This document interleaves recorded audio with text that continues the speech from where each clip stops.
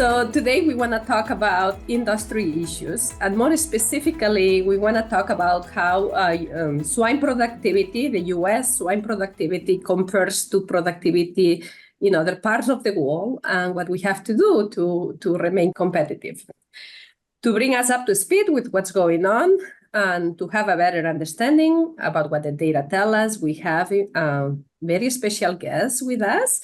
Our special guest is Dr. Dermot Hayes, who is a professor at Iowa State University. Dr. Hayes is also the Charles Curtis Distinguished Professor in Agriculture and Life Sciences in the Department of Economics, and he is also the Pioneer International Chair in Agribusiness in the Ivy School of Business at ISU. He described himself as just being an agriculture economist, but we are very, very fortunate to have him with us. Dr. Hayes has been involved in many studies analyzing U.S. farm policy and international trade. He has conducted multiple analyses comparing productivity of swine production systems in the U.S. and globally, and including the potential impact of China on commodity markets.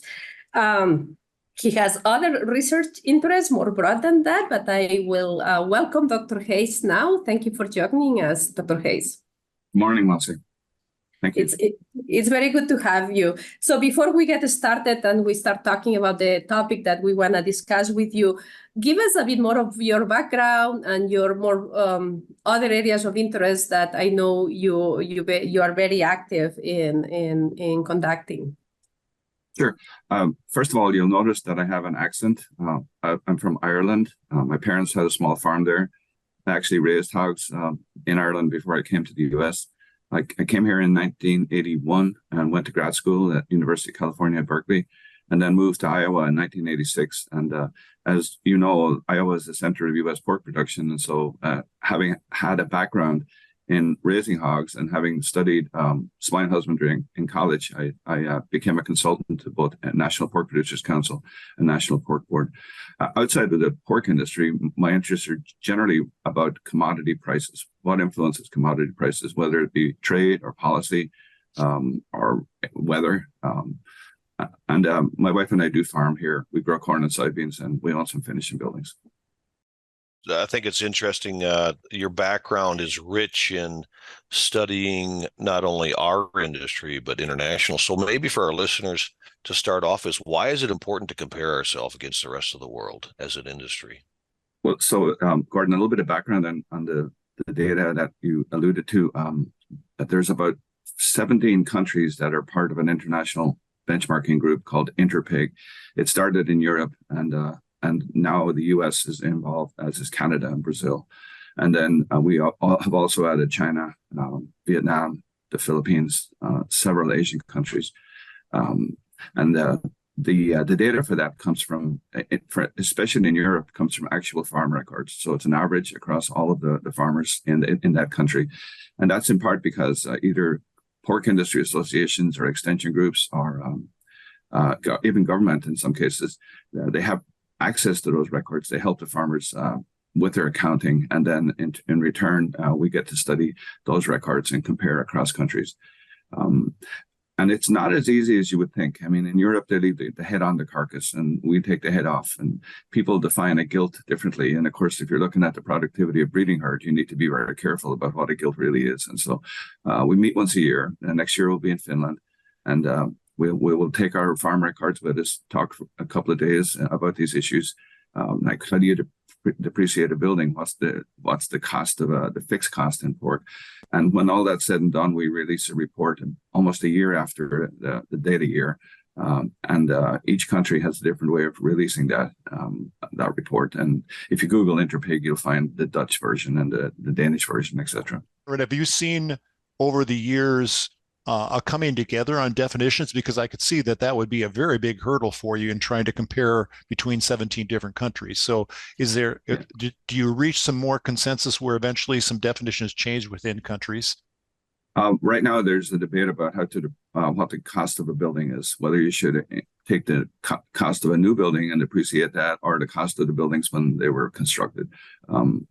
But yeah, we have a thing called a glossary that's created by my colleague in Denmark, Michael Christensen, and he defines every term. And then when we input the data, we look up that glossary to see what the proper definition is.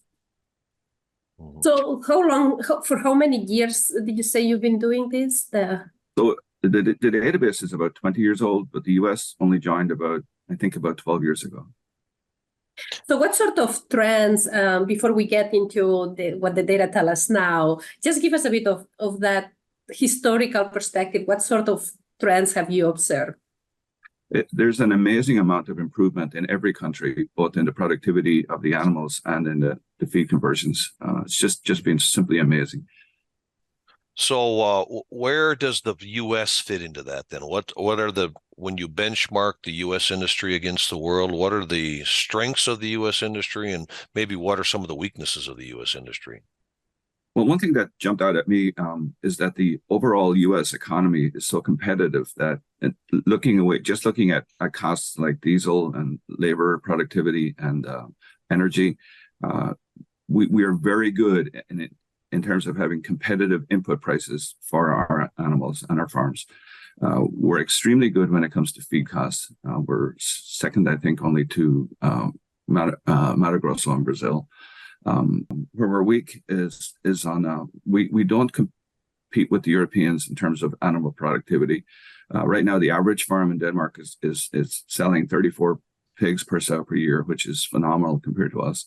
And Dr. Spronk, one thing that you have become involved in is our mortality is the highest in the world, both at the sow level and across across the whole herd. For about the first 10 years I did this, the U.S. was the low-cost producer. We outside of Mato Grosso, which is not really relevant because Mato Grosso has foot-and-mouth disease, so they're not a player. But now we've lost that to Santa Catarina in Brazil. Mm-hmm. And so Santa Catarina is now the low-cost producer, in part because our mortality shot up in 21, 22. And also that impacted our feed conversion efficiency, because if you feed grain to an animal and the animal dies, then it reduces your whole herd feed conversions. So our input costs are competitive against the world, and our productivity is good, but not the best. Is that did I hear that correctly? That's exactly right. The U.S. and Brazil have low input costs and moderate animal productivity. Europe has higher input costs, not just feed. Everything is more expensive in Europe, but they have better animal productivity. And then in Asia, they have poor management, poor productivity, and very high input costs. It's astounding how much more expensive it is to raise a hog in China or Japan or South Korea than in the U.S. or Brazil. Mostly because of feed grains, corn and soy, and all other input costs, Dermot?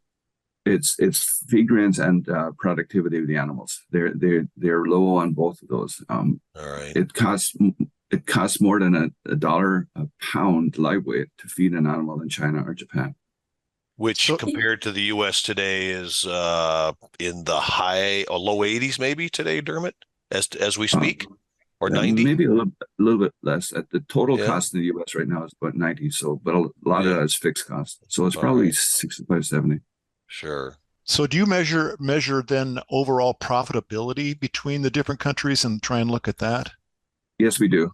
We have the cost and we have the price received for the animals, assuming no risk management. So essentially the cash price for the animals, and then we do look at productivity. And one thing that, as an economist, I've noticed is that we're all selling into a somewhat similar Asian market. And so the price for that commodity is somewhat similar in terms of the farm prices received between, let's say, Brazil, Canada, and the US, and even some European countries.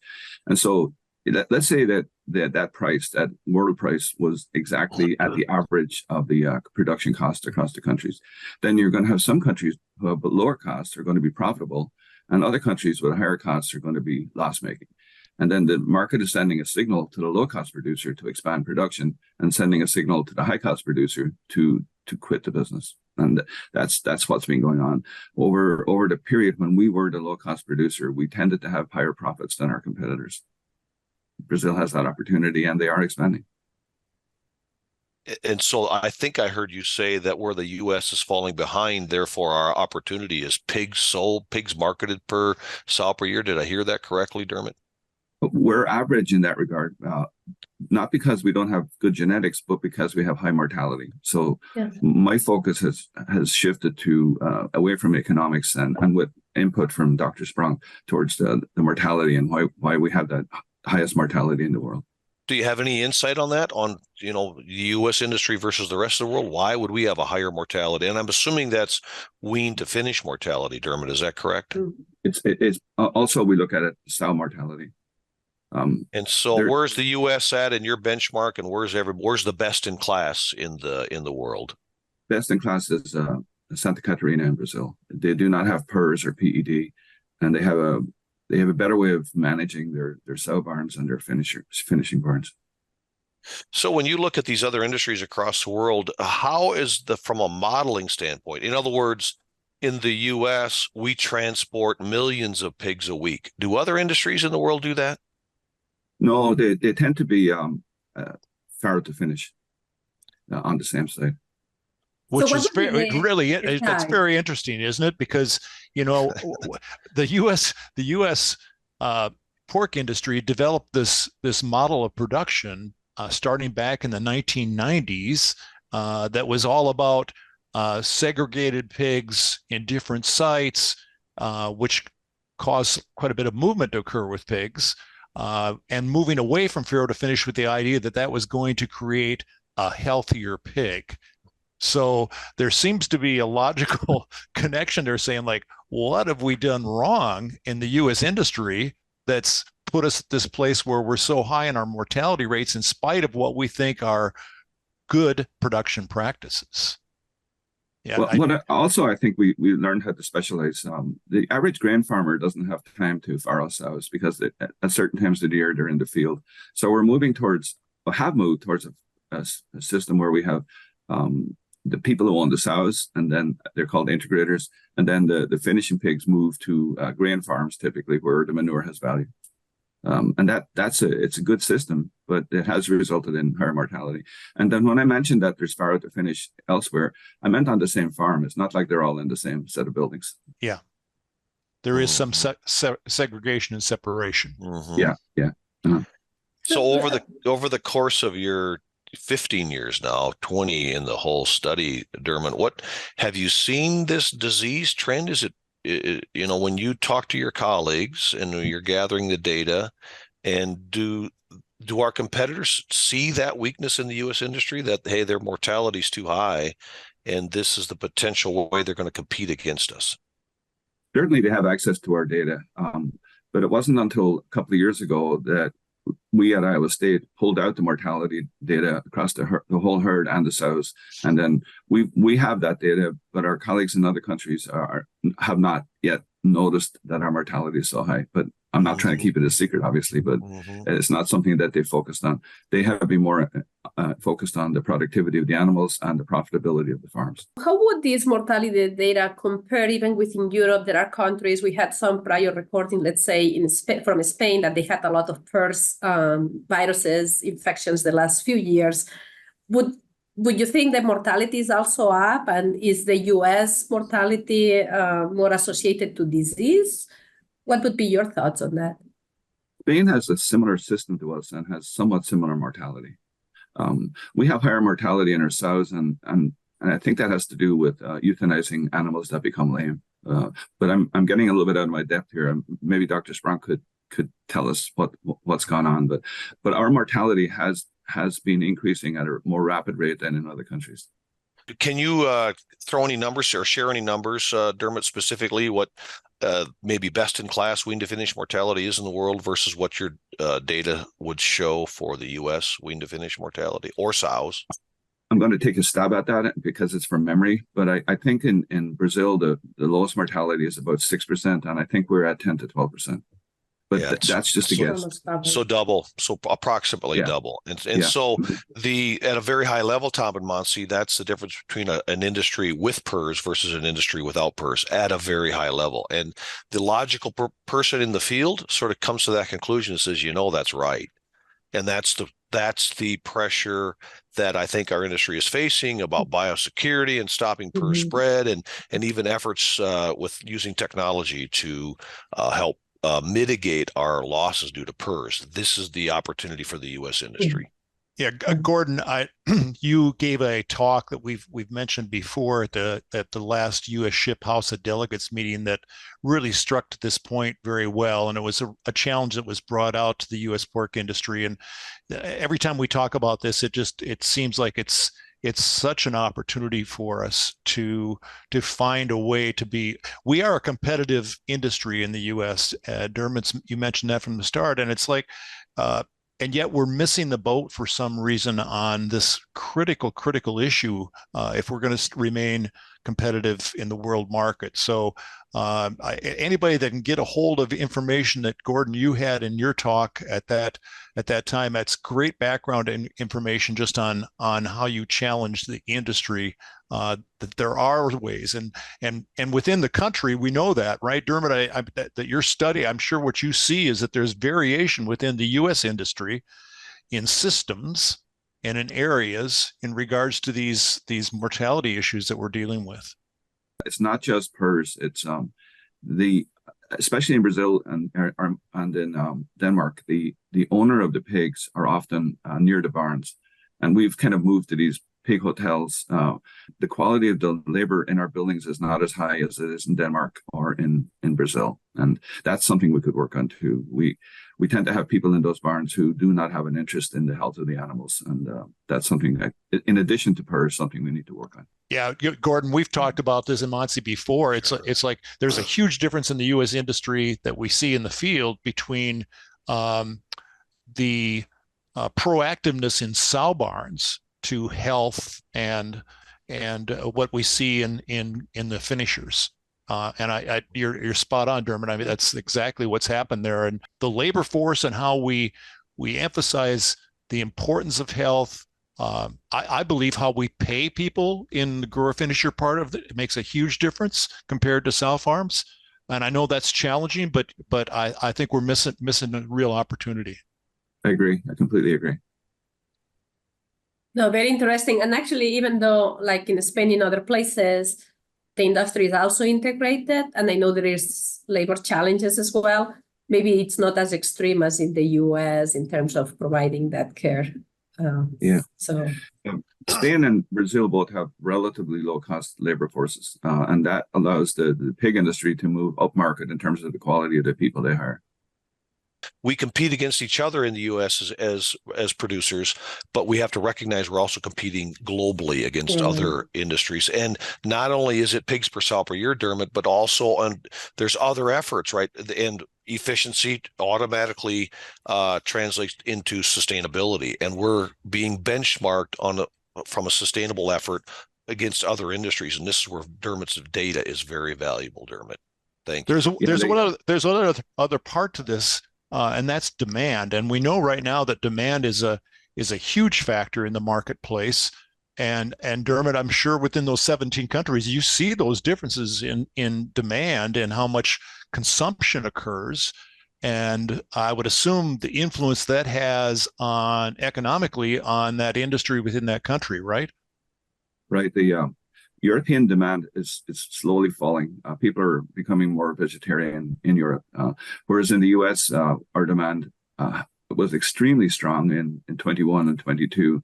And now with inflation and reduction in government payments, our demand has fallen off. The economic way to respond to a shift in the demand curve is to drop your price, and we've been slow to drop those retail prices, but we've been very good at dropping the farm level prices way below production costs. So if I may just summarize where we are, I know we are getting closer to the end of this recording. I gather that based on the data that you have analyzed and you continue to look at, the US is doing good on the cost of production from an input point of view. From a productivity perspective, we are okay. We still have some opportunities, but we are okay. But where we really have an opportunity is on all the section of mortality, whether it's sow mortality or grow finish mortality. And in some way, this is a call of action, right? Right? Your data points at the need to continue striving to actually, in this case, lower those numbers. But we need to keep an eye about what other benchmarks are we going to be compared to, right? You mentioned sustainability, and there may be others as the industry evolves. Yeah, the National Pork Board has used the Interpig data in a study by Blanc and Associates in the Netherlands to compare sustainability across every country, and those results are underway right now and will be available soon. That's something for us to keep an eye on. So with that, Dr. Hayes, was a pleasure to have you. Thank you so much. Thank you for joining us. And with that, see you next time at the meeting. Thank you all. Tom, Gordon. Thank you. Thanks, Dermot. This episode is exclusively sponsored by Boehringer Ingelheim. The views, opinions, or positions expressed are those of the speakers and may not reflect those of any other organization.